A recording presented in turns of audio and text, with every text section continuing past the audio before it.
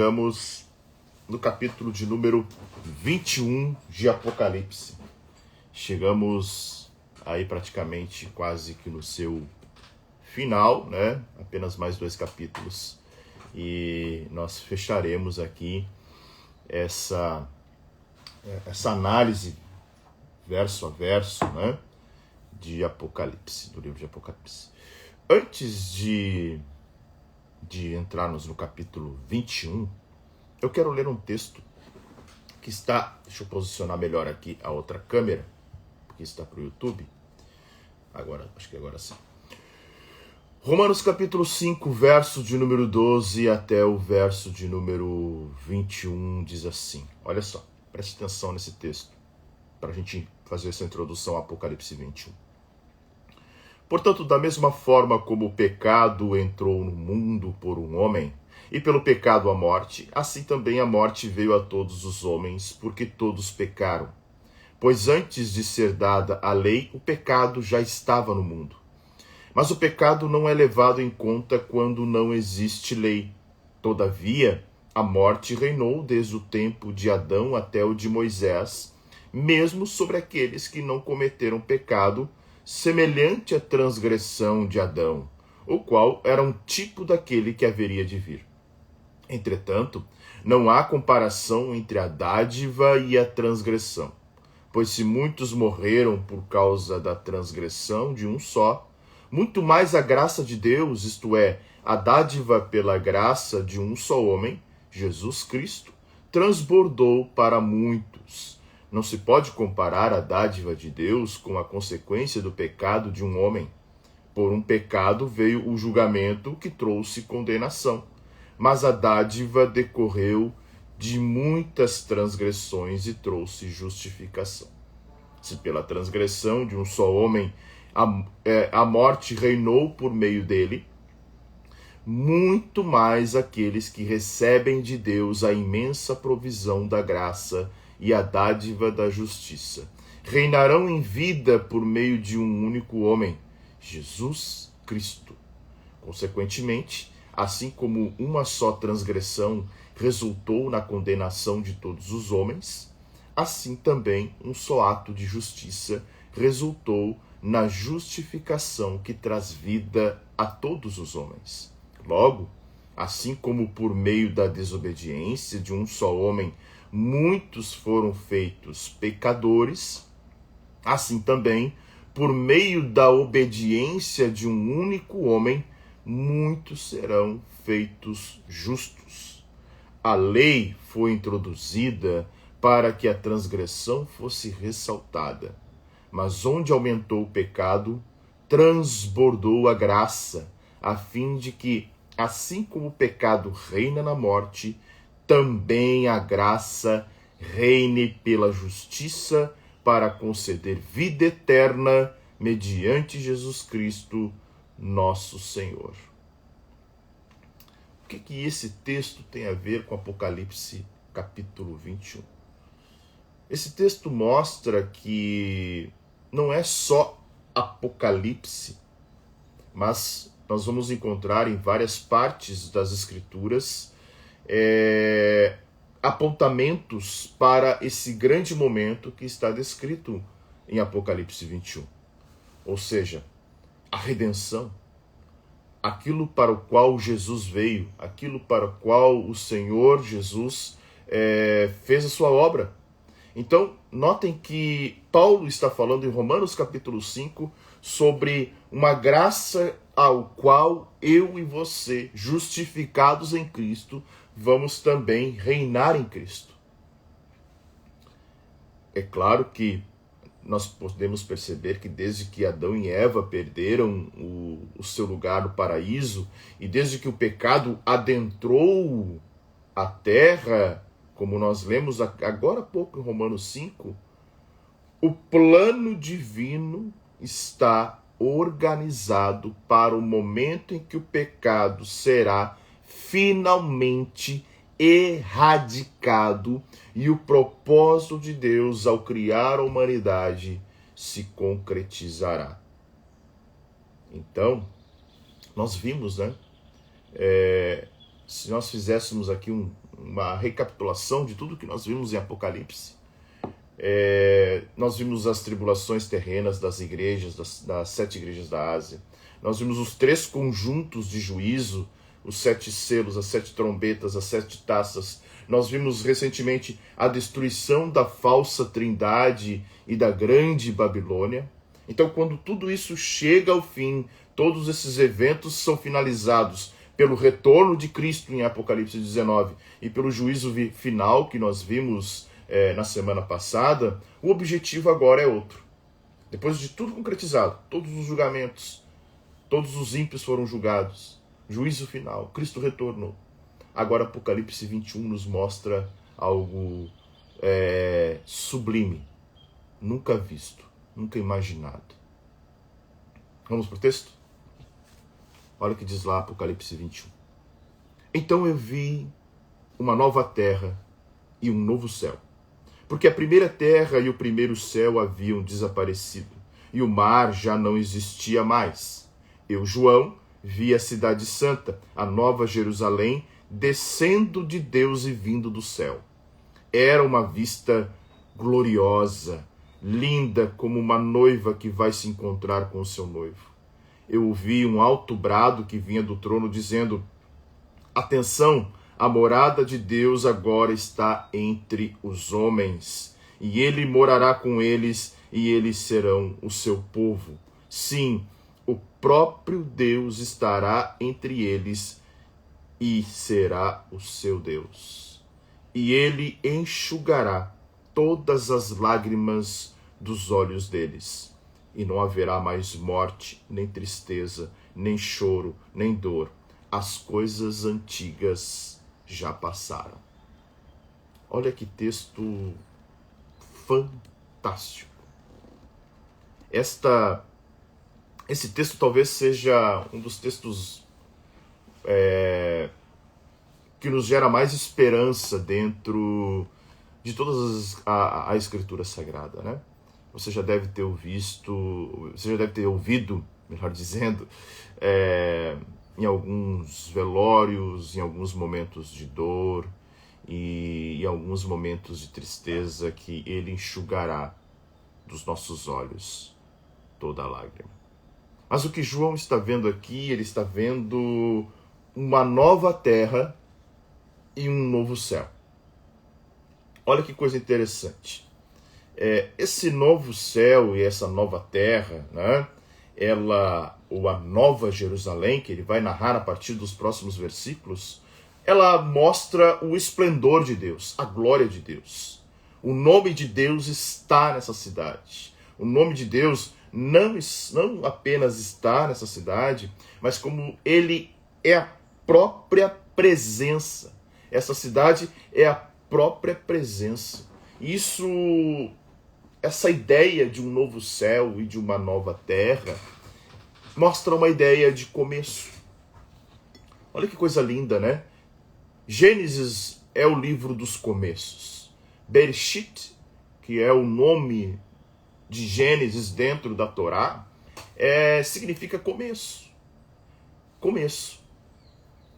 A revelação de Deus aos homens, né, por intermédio das Escrituras, inicia com um começo e encerra com um novo começo.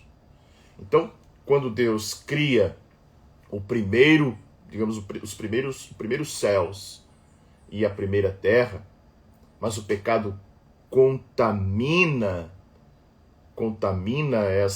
esta terra e este céu, digamos assim, a criação como um todo, né, é contaminada por intermédio do pecado. Agora, no final das Escrituras, nós vamos ver a restauração de tudo isso. A ideia de um novo começo. A ideia de que tudo seria restaurado, de que tudo seria reconstruído.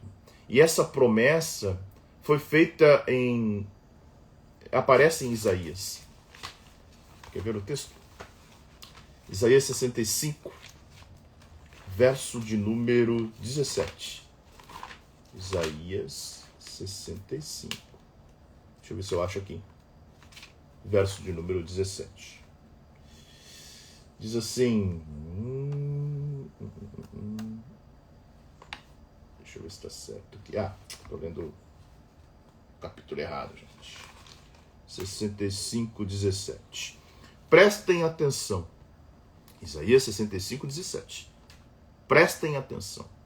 Criarei novos céus e nova terra. As coisas passadas serão esquecidas.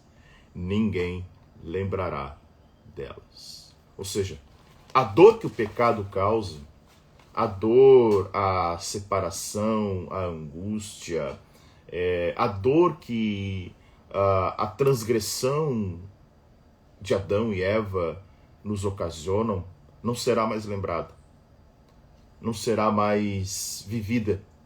Porque o texto que nós estamos lendo aqui diz que não haverá mais mar, ou seja, o primeiro céu e a primeira terra, eles desapareceram. Há um novo céu e uma nova terra neste momento. Ou seja, o Senhor agora não olha mais para uma velha Jerusalém, que era o centro da adoração do povo de Deus, né? Que perdeu o seu significado como nação, quando o próprio povo, né, como povo, deixou de obedecer a Deus. Nós vemos isso. Né? Israel, dentro de todo esse plano, tinha uma tarefa importantíssima, que era ser luz para as nações. Né?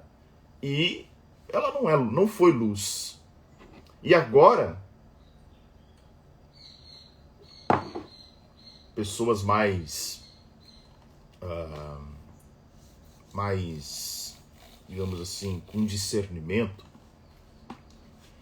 É claro que se você perguntasse para mim, pastor, você gostaria de ir para Jerusalém? Eu sonho em ir para Jerusalém. Mas quem vai para Jerusalém costuma dizer o seguinte: olha, é bem provável que você vai encontrar de tudo lá, menos Deus. Por quê? Porque ela virou uma cidade de negócio, ela virou uma cidade de turismo, ela virou uma cidade em que se aproveita toda o seu legado espiritual para que as pessoas façam turismo. Mas aqui João está vendo uma nova Jerusalém. Aqui João está vendo a Jerusalém que é o cumprimento final das promessas divinas feitas no passado.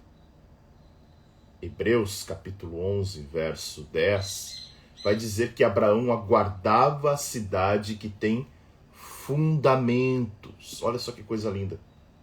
Cidade que tem fundamentos. Então, quando nós vemos aqui João dizendo, a partir do verso 2, que ele viu a cidade santa, que ele viu a nova Jerusalém descendo dos céus e vindo dos céus, aparentemente essa nova Jerusalém, pertencente a Cristo, adornada, enfeitada com a glória de Deus, não com aquilo que ela mesma se construiu. Tá? Ou seja, essa nova Jerusalém é uma oposição àquela meretriz que representava a Babilônia. Então nós vemos aqui uma noiva adornada. Olha o que diz o texto. Era uma vista gloriosa, linda, adornada, como uma noiva que vai encontrar com seu noivo. João está dizendo, essa cidade é maravilhosa. Essa cidade é uma noiva adornada, ou seja, ela está pronta. Ela está pronta, vestida, arrumada, adornada, enfeitada, ataviada para encontrar com o seu noivo. Ou seja, tudo aquilo para o qual o Senhor Jesus morreu, para o qual o Senhor Jesus entregou a sua vida, ressuscitou e conduziu a sua igreja ao longo dos séculos, é para essa consumação aqui. Quando ele ouve uma voz vinda do trono dizendo: a morada de Deus agora está entre nós, Algumas traduções vão dizer o tabernáculo de Deus. Se nós olhássemos para o tabernáculo no Antigo Testamento, ele representava, eu falo aqui com muita frequência, a relação de tabernáculo. João 1, quando ele diz que Jesus armou um tabernáculo, né? Ou seja, ele se fez carne e habitou entre nós. Então, habitar significa armar uma tenda, colocar um tabernáculo, porque o próprio tabernáculo no Antigo Testamento, ele representava a presença permanente de Deus entre Israel. E isso se perde no momento em que o povo de Israel é infiel. O povo de Israel se torna infiel, eles perdem essa presença. Só que isso será refeito com a Nova Jerusalém. A Nova Jerusalém, ou seja, o povo de Deus, a sua noiva, né, os seus povos estarão na nova cidade com a presença literal de Deus, que substitui o templo, que funcionava como um símbolo da sua habitação, né? Verso de número 13, ele diz, olha, a morada de Deus agora está entre eles, e ele morará com eles, e eles serão o seu povo. Sim, o próprio Deus estará entre eles, e ele será o seu Deus. Ou seja, a presença tão aguardada. A Bíblia diz que Deus colocou o desejo de eternidade dentro de nós. Todo o nosso vazio, toda a nossa angústia, todas as nossas tristezas, toda a nossa inquietude, todas as nossas aflições terão fim. Acabarão. Tudo. Todos os traumas, todas as dores, todas as angústias, todas as decepções, tudo aquilo que aflige a alma humana acabará, cessará. Porque no verso 4 ele diz, ele enxugará todas as lágrimas dos olhos deles. Todas. Não vai haver choro, não vai haver morte, não vai haver tristeza, não vai haver dor. Porque tudo isso que o pecado ocasionava, tudo isso que o pecado trazia para o homem, acabará. Por quê? Porque nós estaremos na cidade do nosso Deus. E Ele mesmo é a presença. Eu não consigo dimensionar, imaginar a glória disso. Minha mente é muito pequena para compreender a magnitude disso. Talvez a sua também seja. A gente não consegue projetar, imaginar. Eu tenho aqui na minha parede um quadro que é uma foto panorâmica da cidade de Jerusalém. E eu fico olhando para ela e fico imaginando quando que a Nova Jerusalém descer, qual vai ser a glória, qual vai ser a alegria, como será o regozijo que nos encherá nesse dia. E uma coisa me enche de esperança é esse verso de número 4. Toda dor, todo choro, toda lágrima, toda angústia, toda tristeza acabará.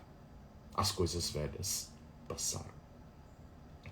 No verso 5 e verso 6, que nós lemos, ele vai dizer o seguinte: e aquele que estava sentado no trono disse, veja, eu estou fazendo novas todas as coisas. E então ele me disse, ponha isto por escrito, porque o que eu lhe digo é verdadeiro e digno de confiança.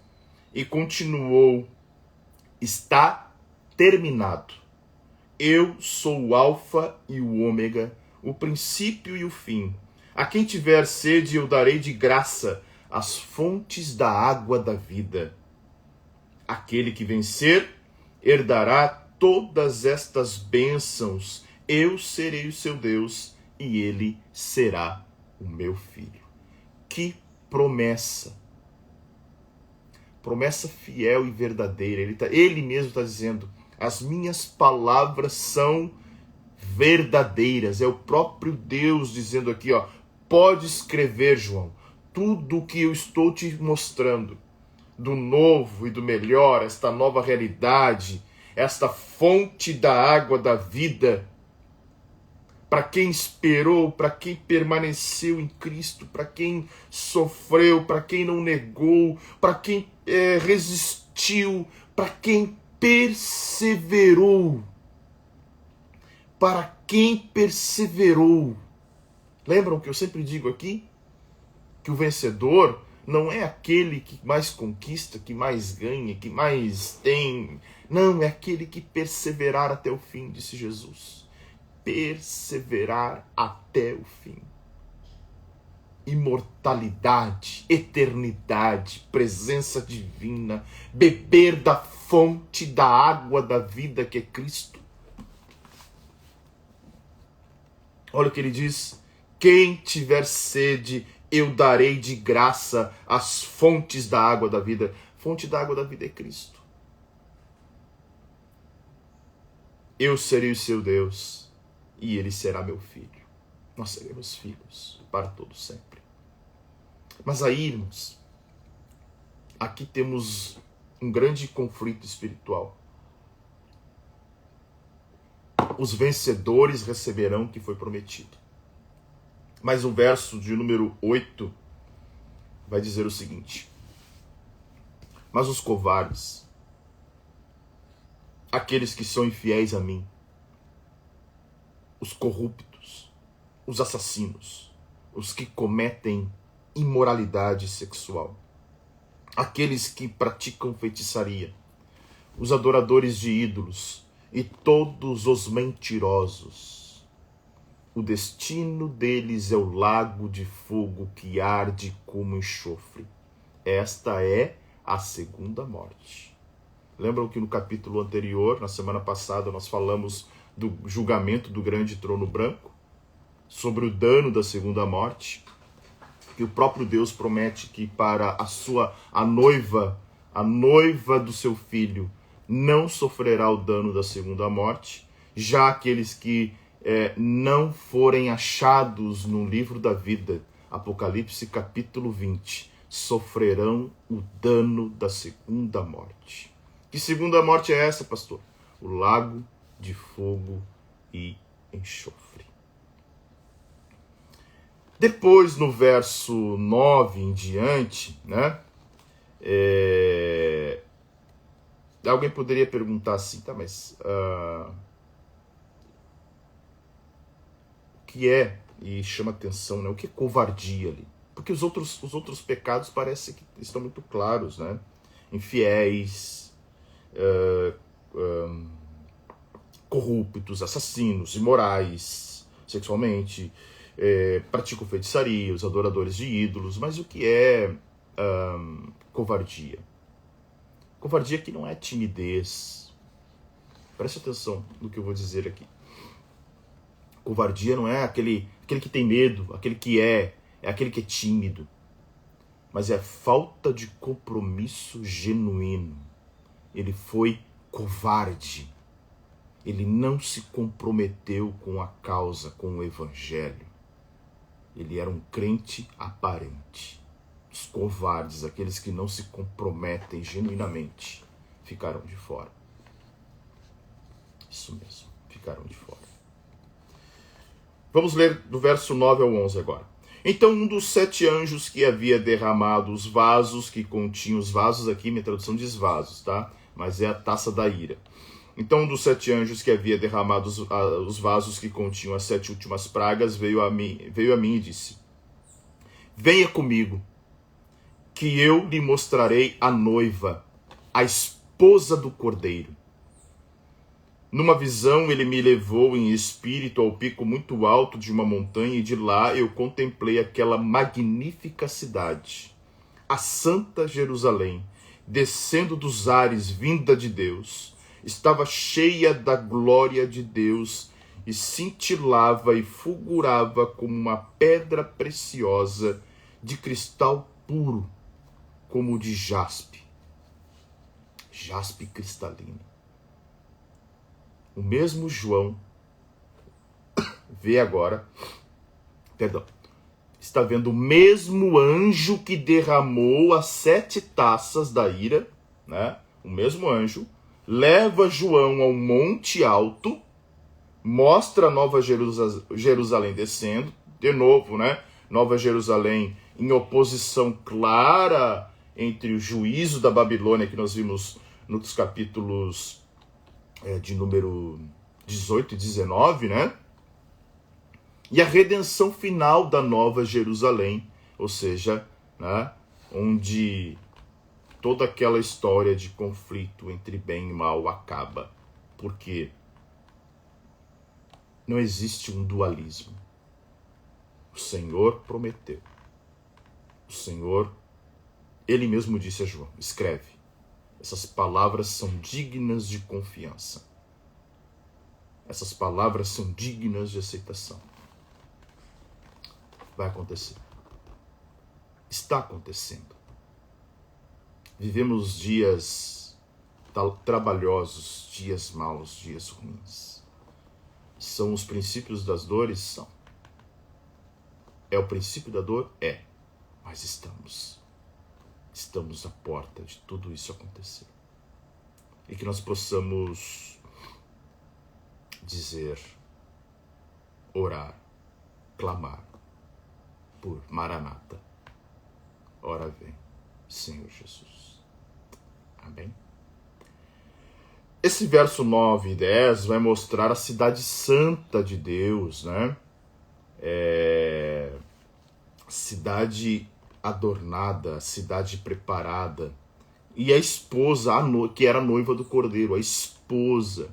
E o verso 11, que nós acabamos de ler, ele expressa a glória de Deus, né? A presença divina, a presença de Deus com o seu povo por toda a eternidade.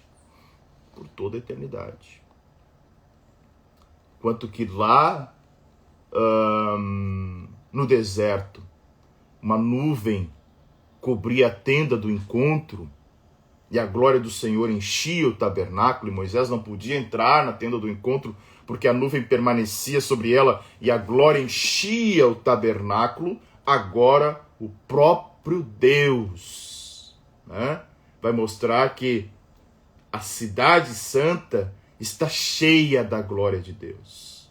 Cintilava e fulgurava como uma pedra preciosa. Aleluia. Verso 12 até o 14. Os muros dela eram grandes e altos, com 12 portões guardados por 12 anjos, e nos portões estavam escritos os nomes das 12 tribos de Israel. Havia 3 portões de cada lado, norte, sul, leste e oeste. Os muros tinham 12 pedras nos alicerces, e nelas estavam escritos os nomes dos 12 apóstolos do Cordeiro.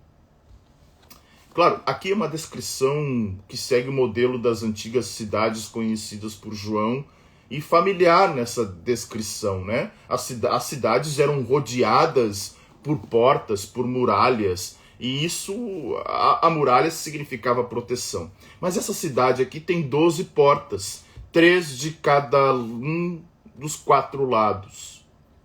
Ela, na verdade, ela trata-se de uma visão que Ezequiel tem no capítulo 48.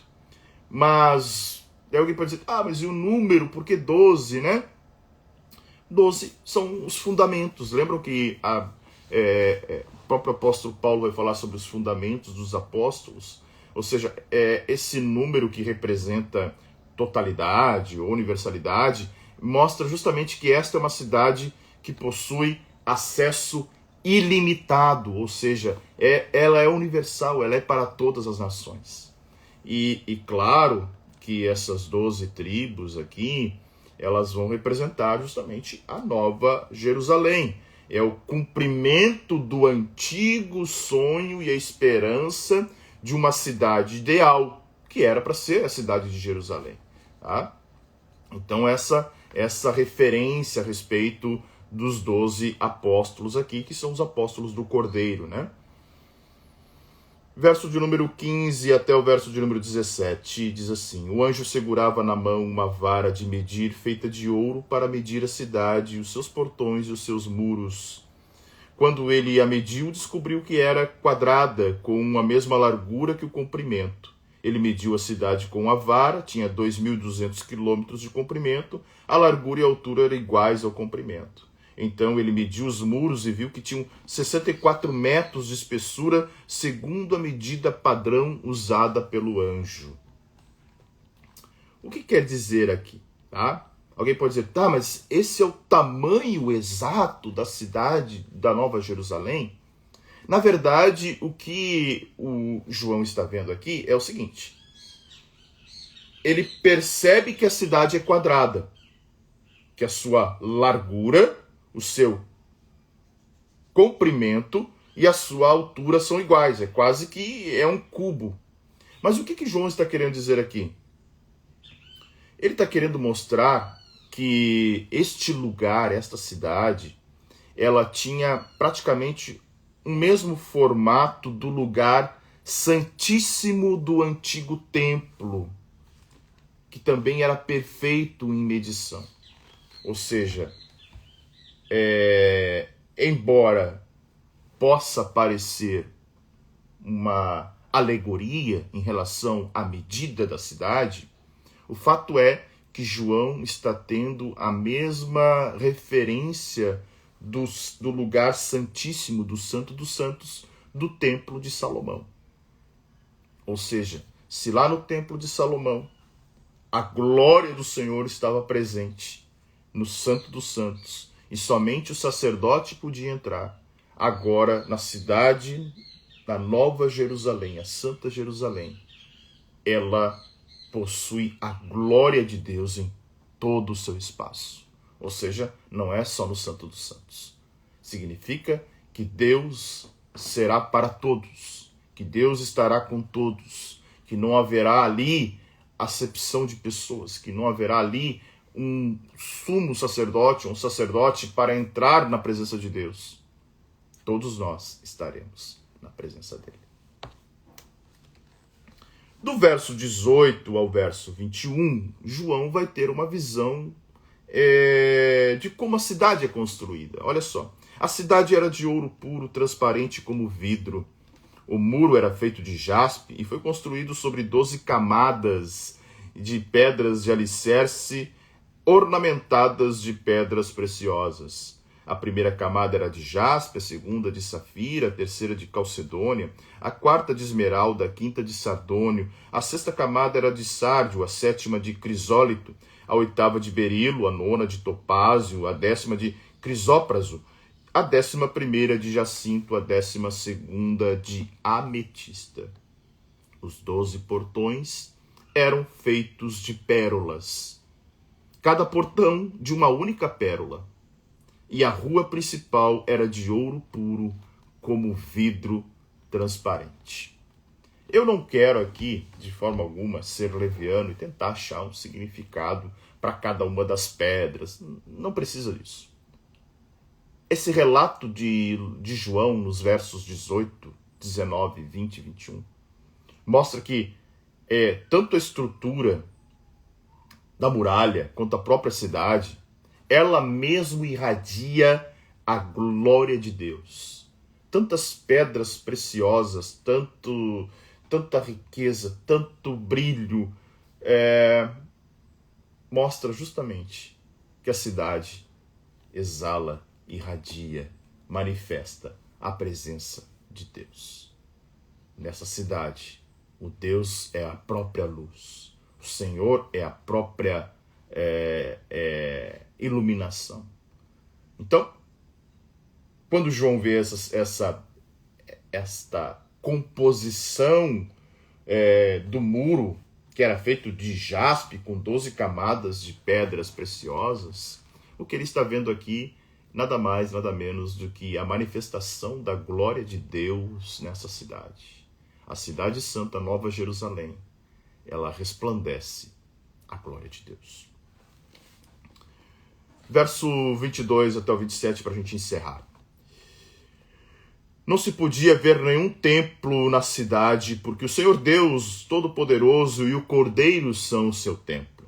E a cidade não tem necessidade de sol nem de lua para iluminá-la, porque a glória de Deus a ilumina e o Cordeiro é a sua candeia.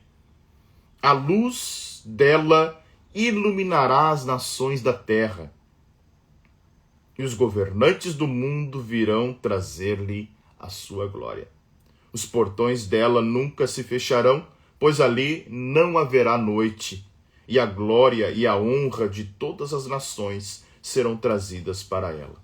Nenhum mal será permitido nela, ninguém que seja imoral ou enganador, mas somente aqueles cujos nomes estão escritos no livro da vida do Cordeiro. João está dizendo que não há necessidade de santuário, né? E aqui o termo seria lugar santo e lugar santíssimo mesmo. João está dizendo que Deus e o Cordeiro são o próprio templo e o próprio santuário. Não há necessidade de luminares nessa cidade, pois o brilho glorioso da presença de Deus proporcionará a luz mais do que suficiente. Não haverá noite, diz ele. Fazendo uma referência até às cidades, né, que tinham seus portões cerrados, fechados, quando chegava a noite. João está dizendo, não haverá noite, porque a glória do Senhor brilhará por todo o tempo. Vai falar das nações, né? E essas nações que trazem sua glória são os remidos, os lavados no sangue do Cordeiro, aqueles que lavaram suas vestes, aqueles que viveram para o Senhor, aqueles que realmente se compromissaram com Ele. Remidos de todas as nações, tribos, povos, línguas. As nações caminharão na sua luz. As nações caminharão na sua luz. Nela não entrará impuro, nem os que praticam abominação, mentira, mas somente os inscritos no livro da vida do Cordeiro. A contaminação não entra lá. A cidade é santa. E a cidade santa, ela tem duas dimensões. Esse texto diz que a primeira é que nenhuma abominação, nenhum fruto do pecado, nenhum fruto da maldade humana, da iniquidade humana, pode estar num lugar como este. Assim como acontecia no Antigo Templo. O Antigo Templo não era permitido que um sacerdote entrasse de qualquer jeito. Ele poderia morrer. O que João está vendo aqui é que nessa cidade santa, nenhuma abominação, nenhum fruto do pecado, nenhum fruto do coração do homem, da maldade humana, poderá permanecer nesta cidade. E a outra dimensão que nós vemos nesse último versículo é que há uma condição para pertencer a esta cidade: estar inscrito no livro da vida do Cordeiro. Ou seja, aqueles que se arrependeram, aqueles que entenderam que precisavam nascer de novo, aqueles que buscaram o perdão divino, aqueles que, de certa forma, entregaram a sua vida para Cristo. Estes estarão no livro da vida do Cordeiro. E esta é a nossa esperança. A nossa esperança é o céu. Prosperidade, como diz uma frase aí, né? Prosperidade divina não é ganhar a terra, é ganhar o céu. Paulo vai dizer, falando aos Coríntios sobre a ressurreição, que se nós esperarmos de Cristo somente nesta vida, nós somos os mais miseráveis de todos os homens. O Evangelho não é para que você viva bem na terra. Se você aprendeu isso, você aprendeu errado. O Evangelho é para que nós chegamos na presença desse Deus Todo-Poderoso e possamos passar a eternidade juntamente com Ele. O céu nos aguarda, o céu nos espera. Os dias se encaminham para coisas que nós nem imaginamos.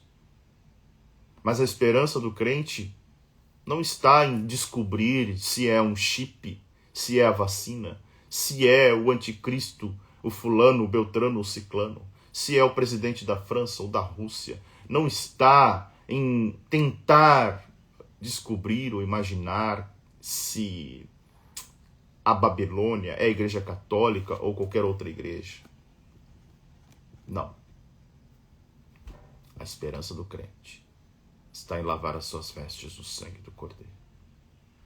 Lavar as vestes no sangue do Cordeiro. Que nós possamos estar como uma noiva adornada, porque o Senhor buscará a sua igreja imaculada, sem mancha, sem ruga, sem marca nenhuma. Porque aqueles que lavam as suas vestes no sangue do Cordeiro são purificados de todo o pecado. Paulo vai dizer que nenhuma condenação há para os que estão em Cristo Jesus. Estar em Cristo é ser essa nova criatura. Estar em Cristo é ter o nome escrito no livro da vida do Cordeiro. E é isso que nos importa. É isso que devemos buscar. É por isso que nós devemos perseverar. E que a nossa oração possa ser: Maranata, Maranata, ora vem, Senhor Jesus. Pai, te damos graça. Meu coração se enche de esperança por esse dia. Enche de alegria. Todo o nosso propósito, todo o nosso trabalho, todo nosso esforço converge para esse dia. O dia que a tua igreja, a tua noiva estará com o teu filho para todo sempre. Minha oração, Senhor, nesta manhã é que possamos ser achados no livro da vida do Cordeiro. De nada adianta, Senhor, riquezas, glória, fama, conquistas nesta terra, se o nosso nome não estiver no livro do Cordeiro. Pai, abre os nossos olhos, nossa compreensão para o que é verdade, para aquilo que realmente importa nesta vida. E a nossa oração nesta manhã, Senhor, é Maranata, Maranata, Maranata, ora vem, Senhor Jesus. Amém? Sexta-feira que vem encerraremos esta série longa, né? 22 capítulos. Mas sexta-feira que vem encerraremos com o capítulo de número 22 de Apocalipse. E na sequência, a pedido, né, eu fiz uma enquete aqui no próprio Instagram, começaremos uma série a respeito do livro de Provérbios. Certo? Que Deus abençoe você. Fique na paz que excede todo entendimento. E até a próxima, se o Senhor Deus permitir. Opa, vamos lá. Jusileide, eu moro aqui no Rio de Janeiro, peço que todos que seguem o pastor peço oração por Petrópolis, eu tenho parentela que está desaparecido. Vamos continuar orando, né? Orem por Petrópolis, orem pela paz, orem pela paz. Mas mesmo orando pela paz, nós sabemos que o Senhor está no controle de todas as coisas, nada sai do seu controle. E se as coisas estão acontecendo, é porque são sinais da volta de Jesus. Prepare-se, esteja pronto. Esteja como aquelas 5 virgens prudentes, vigilante, até a volta de Jesus. Amém? Deus abençoe você e até a próxima, se o Senhor Deus permitir.